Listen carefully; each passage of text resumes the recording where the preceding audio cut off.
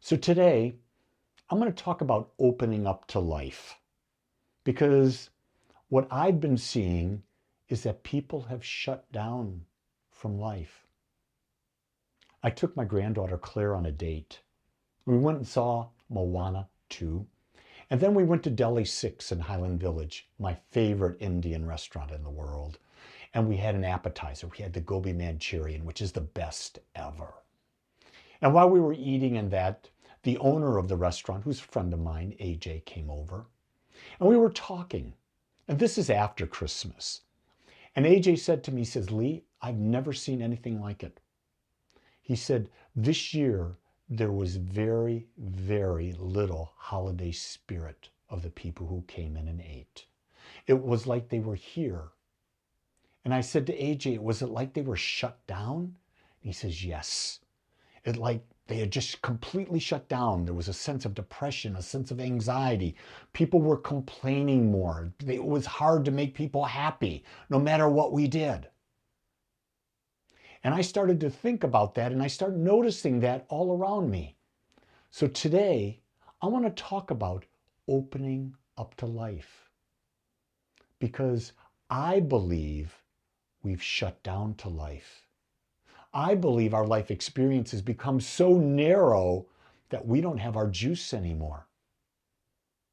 And for me, opening up to life requires us to let go of fear, to cultivate an awareness and to embrace the infinite flow of spirit that moves through all things. But if you look at what's trending on social media, it's fear-based. And a lot of people talk about this. They talk about Twitter, and they say it is just an absolute fear-based show. Everything's fear-based. And I watch all the people who are getting all the views. And I know I post on Twitter every single day, and everything I post on Twitter is positive. Everything I post on Instagram is positive. Everything I post on YouTube is positive. Everything I post on 3 Facebook channels is positive. I get very little feedback because what I understand is people are addicted to fear and they don't even know it. And they don't realize that they can change. They don't realize that the power is in them to put their focus someplace different. I read in the paper the other day that 1,000 churches in the United States closed and that church attendance is down. Attendance at Rotary clubs is down. Attendance at the Kiwanis is down. People are not participating in groups. Why? Fear. So are people happier now? You can be the judge of that. I don't see it. So let's talk about this. Let's talk about opening up. Well, the first step to opening up to life is to be present, to live in the moment, to live in the now, to live without fear, because fear takes you out of the now. Fear takes you to the past or where you were fearful, or it takes you to the future, fearing about what could happen. So what questions could you ask yourself about being present? Well, the first question is, how often do we miss life? How often do we miss joy? How often do we miss the greater aspect of being present? And I think if you consider that, you'll find we miss it an awful lot. Next, how often do we let the past drag us down? At the holidays, someone did something to us in the past and we're holding it against them, and it was very minor, it was nothing, but we let it drag it down. Maybe it's the fact that we hold the past of what we did down. We hold on to it and we won't let ourselves experience a greater. We've not done self-forgiveness. How often do we let the future pull us away from being in the here and now, worrying about the future, which we have no control of because it's in the future, and it pulls us away from being fully present in the moment. Think about that. And then, how often do we let our rigid expectations of how things should be take us out of a beautiful and perfect experience? I know Gene and I took Claire to see Trans-Siberian Orchestra on December 28th. One of my favorite shows in the world. I love it. And I'd expected them to do what I've seen them do before. And they changed.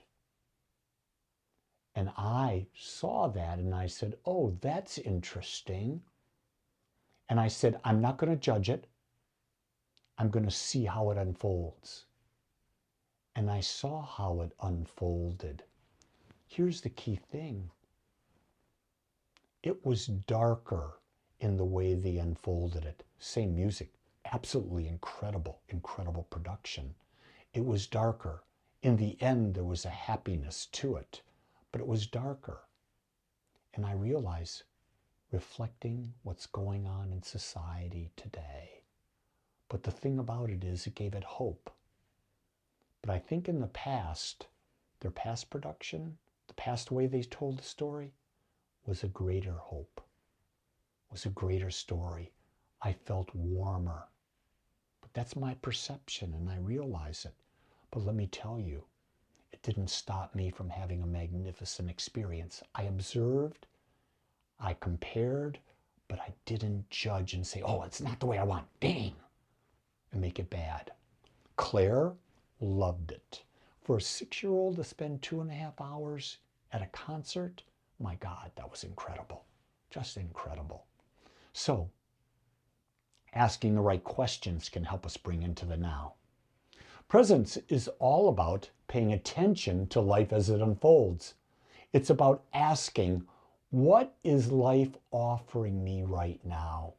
That's right. Whatever you're facing, what is life trying to offer you?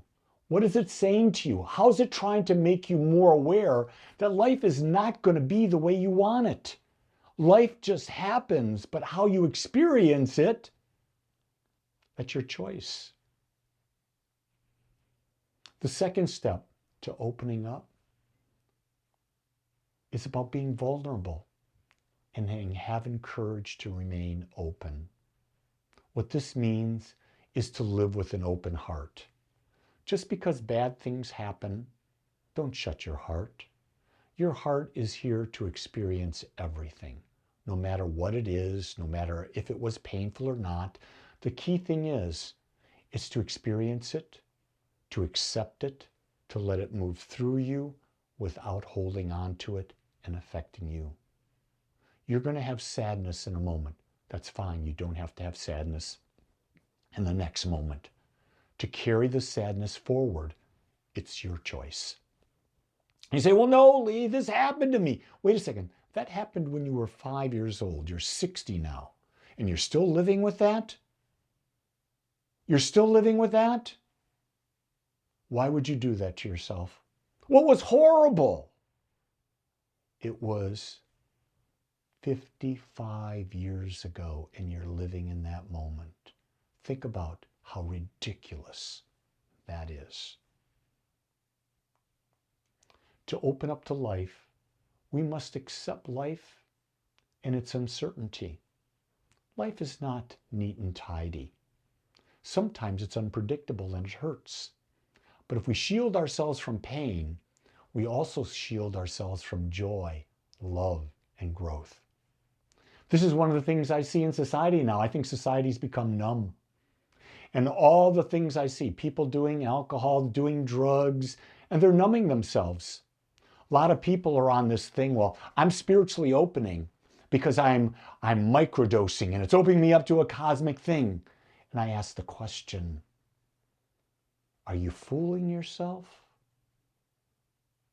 Because are you really doing any work? Are you doing the forgiveness work? Are you letting go of those things in the past? Are you numbing yourself to life? Because if you're seeking something externally to be your source, and alcohol and drugs, mushrooms, whatever it is, those are external sources. You're giving up your power. Your power is your ability to focus. Why are you so afraid to use it? You can't fail if you try and you hold on to it. The great masters of the world have all shown that. Anything other than that is very temporary. And guess what? The depression and the anxiety, they all come back. I know people who have done ayahuasca hundreds of times.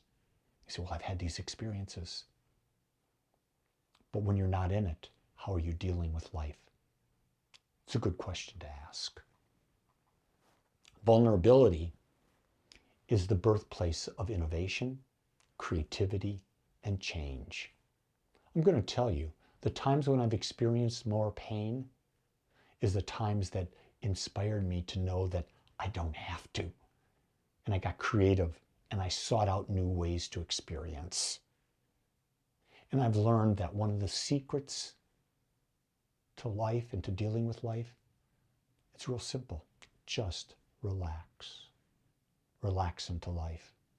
Relax into what you cannot control, because to fight what you cannot control is a waste of energy. We might ask ourselves then, what would happen if I let myself be seen, flaws and all? I got one of the greatest compliments that I keep getting, and I know it must be true because it's what I'm intention is when I do a video, it's not edited. Things are not edited out of my videos, whether it's a Sunday talk like this, which are normally about 20-minute talks, or it's one of my daily podcasts of 5 minutes. I never edit out. I want people to see me as I am. And at first it was difficult for me to watch these because I could do better than that. And I said, no, I'm going to be authentic. I want to be seen as an example of someone being authentic. I want you to know right now, I have no makeup on. Whatever the camera is showing you is Lee.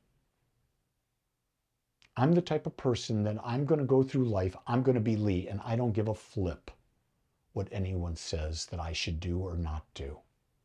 Because if I can't be authentic, I can't be me, I'm not going to be happy and I'm not going to feel fulfilled. And I refuse to do that to try to please anyone. And to try to please anyone is a fruitless thing because you can't. You may for a moment, but you can't. The third step to opening up to life is connection. It's the deep realization that we are one with life and connected to all things.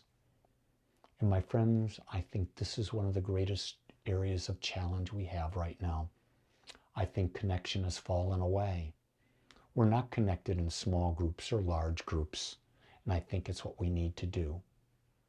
I know at Agape, we're a worldwide community. That's what we've become. And guess what? We offer classes. In a couple weeks, 3 weeks, we're going to be starting classes.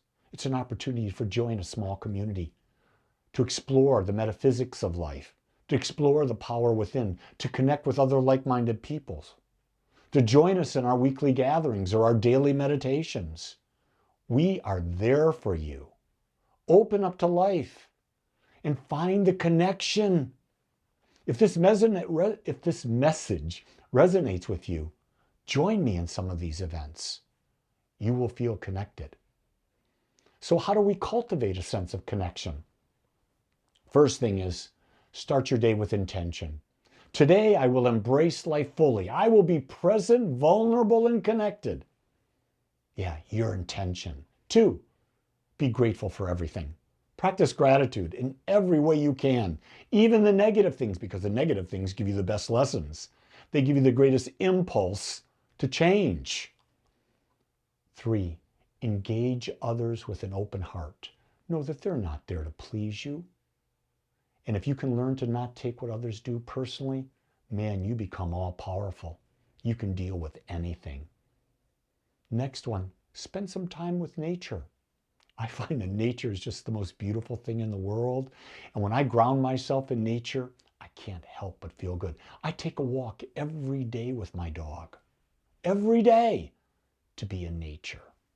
Or I'll be outside in my hot tub or my cold plunge looking at nature and seeing the beauty of the squirrels, the birds, the hawks, the coyotes we've seen, the armadillos, the possums, even the snakes. Nature is an amazing thing, and it helps us realize that we're a part of it. The next one is to meditate. Every day, spend a little time in the silence with your best friend, you, the quiet you, the non-judgment you. You see, life doesn't need to be controlled or be perfect. It needs to be embraced. And when we do, we align ourselves with the power of the infinite power of spirit. You can't control life.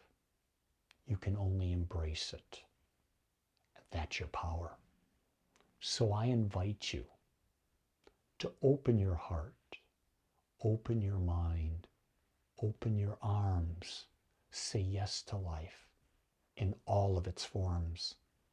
And as you do, you will discover that life has been saying yes to you all along. You just needed to shift your perspective. Remember, life doesn't happen through you or happen to you. It happens through you, and it happens for you so that you become more aware of your divine nature. You are not human. You are divine, having a human experience. It's time to start living that.